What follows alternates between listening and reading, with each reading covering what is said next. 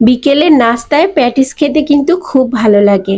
আর সহজেই যদি বাসায় এটা তৈরি করে ফেলতে পারেন, তাও আবার চুলায়, তাহলে তো আর কথাই নেই। আর এটা এতটা সহজ, আপনারা কিন্তু সহজেই তৈরি করে ফেলতে পারবেন। তাই ভাবলাম রেসিপিটি আপনাদের সাথে শেয়ার করি।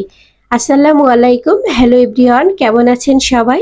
আলহামদুলিল্লাহ, আমি ভালো আছি। আশা করছি আপনারাও সবাই ভালো আছেন। তো কিভাবে চুলায় প্যাটিস তৈরি করলাম সেই টিপস আর ট্রিক্সগুলো আপনাদের সাথে শেয়ার করব। খুব সহজ এটা তৈরি করা, আর একদমই ঝামেলা নেই। এত সহজে যদি এত সুন্দর করে বাসায় প্যাটিস তৈরি করা যায়, তাহলে কে না তৈরি করে। অবশ্যই ভিডিওটি না টেনে পুরো দেখার চেষ্টা করবেন। আর আশা করছি ভিডিওটি আপনাদের কাছে ভালো লাগবে। তো চলে যাচ্ছি মূল পর্বে। এ পর্যায়ে আমি একটা মিক্সিং বল নিয়েছি, আর এখানে 2 কাপ ময়দা নিচ্ছি, আর দিয়ে দিচ্ছি 4 চামচ চিনি, দিয়ে দিচ্ছি স্বাদ মতো লবণ, দিয়ে দিচ্ছি 1/3 কাপ তেল। ভালো করে ময়দার সাথে তেলটা মিক্সড করতে হবে। যখন এরকম হয়ে যাবে ময়দাটা, তখন বুঝতে হবে যে তেলটা মিক্সড হয়ে গেছে। আর অল্প অল্প পানি দিয়ে কিন্তু একটা শক্ত ডো তৈরি করতে হবে। ডোটা কিন্তু একদমই নরম করা যাবে না, একদম শক্ত করতে হবে, কারণ যখন এটা রেস্টে রাখবেন তখন কিন্তু নরম হয়ে যাবে। ঠিক এরকম একটা ডো তৈরি করতে হবে। এবার আমি 1 ঘন্টার জন্য ডোটাকে রেস্টে রেখে দিব। আর অন্যদিকে এখন আমি ভিতরে যে প্যাটিসের পুর দিব সেটা তৈরি করব। পুর তৈরি করার জন্য কড়ার ভিতর আগেই তেল দিয়ে দিয়েছি 1 কাপ পেঁয়াজ। পেঁয়াজটাকে একটু লাল করে ভেজে নিব।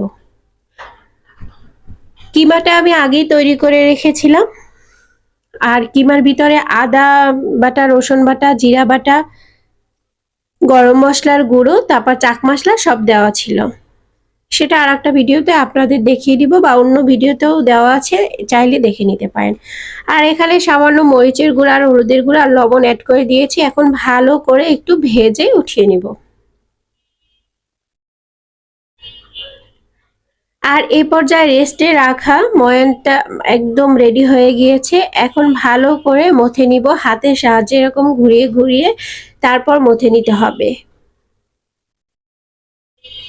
আর এরকম একটু হাতের সাহায্যে চেপে চেপে বড় একটা গোল করে নিব, তারপর রুটিটাকে আস্তে করে বেলে নিতে হবে।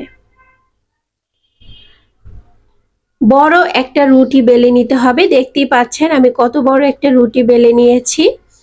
আর এই রুটিটা একদম মোটা হবে না, একটু পাতলা করে বেলতে হবে।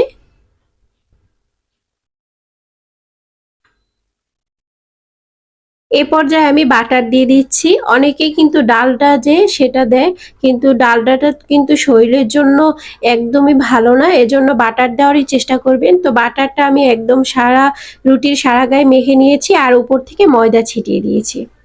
এখন একটু 4টা লেয়ার কেটে নিব। একটা লেয়ার ছোট, তারপরেরটা একটু সমান সমান 2টা লেয়ার কেটে নিব। একটা একটু বড়, আর অন্য সাইডের যে একদম লাস্টের লেয়ারটা সেটা মানে আর একটু বড়, মাঝারি টাইপের আর কি।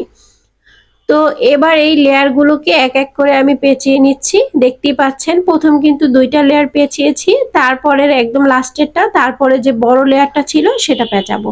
আর এটাকে 30 মিনিটের জন্য আবার রেস্টে রেখে দিব। আর এখন যে রুটিটা বেলবেন সেটা কিন্তু একদমই চেপে চেপে বেলা যাবে না, আলতো করে বেলতে হবে, না হলে কিন্তু যে ভিতরের লেয়ারগুলো নষ্ট হয়ে যাবে।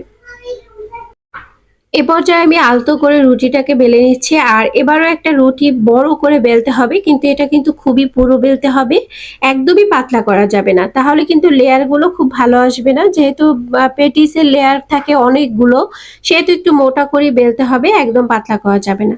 তো একটু চারো সাইড থেকে আমি সমান করে কেটে নিচ্ছি, যেহেতু 4 কোণা করে পেটিসের যে শীটগুলো সেগুলো তৈরি করতে হবে, তাই যাতে সমান থাকে তাই আমি স্কেল দিয়ে মেপে মেপে সুন্দর করে কেটে নিচ্ছি। যারা প্রথম তৈরি করবেন তারা এভাবে তৈরি করতে পারে, তাই আমি আপনাদের একদম মেপে দেখাচ্ছি। এখানে 3 ইঞ্চি করে আমি কেটে নিয়েছি, আর লম্বা সাইডেও কিন্তু 3 ইঞ্চি করে কেটে নিচ্ছি, যাতে সব সাইডগুলো সমান হয় আর যে পেটিসগুলো বানাবো সেগুলো দেখতে সুন্দর হয়।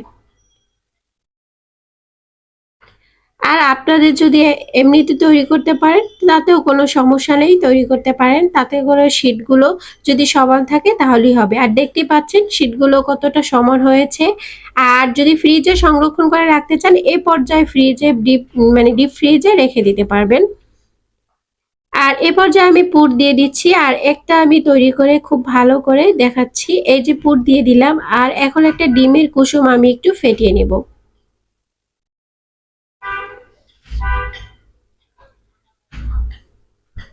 একটু ডিমের কুসুম হাতে লাগিয়ে আমি এই গোলায় দিয়ে দিব যাতে পেটিসটা যখন ফোল্ড করবেন তখন না ছুটে যায়। এটা খুব ভালোভাবে করতে হবে, না হলে যখন ওভেনে বেক করবেন বা চুলায় বেক করবেন এটা কিন্তু ছুটে যাওয়ার সম্ভাবনা থাকতে পারে। তাই খুব ভালো করে এটাকে ফোল্ড করে নিতে হবে। তো তৈরি হয়ে গেল একটা, অন্যটা আমি সেম ভাবে তৈরি করে নিব। তো আপনাদের সুবিধার্থে আমি আরো একটা দেখিয়ে দিচ্ছি।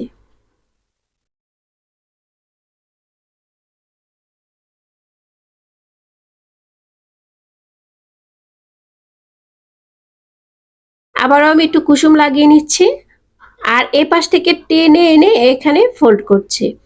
একদমই সহজ তৈরি করা আর ঝামেলা ছাড়াই কিন্তু খুব সহজে তৈরি করা যায়। তো বাসায় অবশ্যই ট্রাই করবেন। আর অবশ্যই রিকোয়েস্ট করব আমার চ্যানেলটি সাবস্ক্রাইব করার জন্য।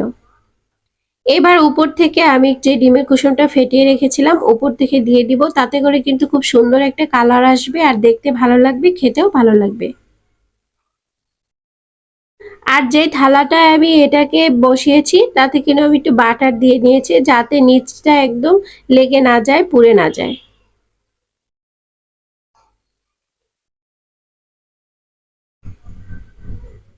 আর এই পর্যায়ে সাদা তিল উপর থেকে একটু দিয়ে দিচ্ছি সৌন্দর্যের জন্য আর খেতেও ভালো লাগবে।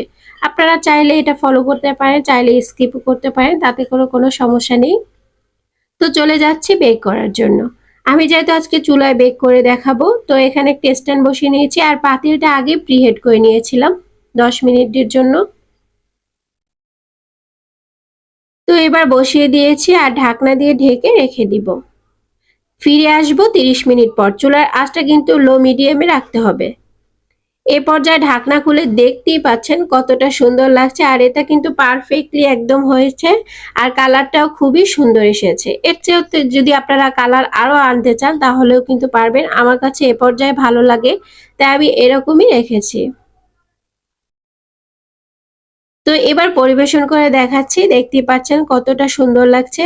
অবশ্যই বাসায় এটা ট্রাই করবেন আর ভিডিওটি কেমন লেগেছে কমেন্ট বক্সে অবশ্যই জানাবেন আর বাসায় যদি তৈরি করে থাকেন তাহলে কেমন হয়েছিল সেটা জানাতে অবশ্যই ভুলবেন না। যারা ফেসবুক থেকে দেখছেন তারা চ্যানেলটি ফলো দিয়ে রাখতে পারেন, যারা ইউটিউব থেকে দেখছেন তারা সাবস্ক্রাইব করতে পারেন। দেখা হবে নেক্সট ভিডিওতে, সে পর্যন্ত সবাই ভালো থাকবেন, সুস্থ থাকবেন। তো আজ এই পর্যন্তই, আল্লাহ হাফেজ।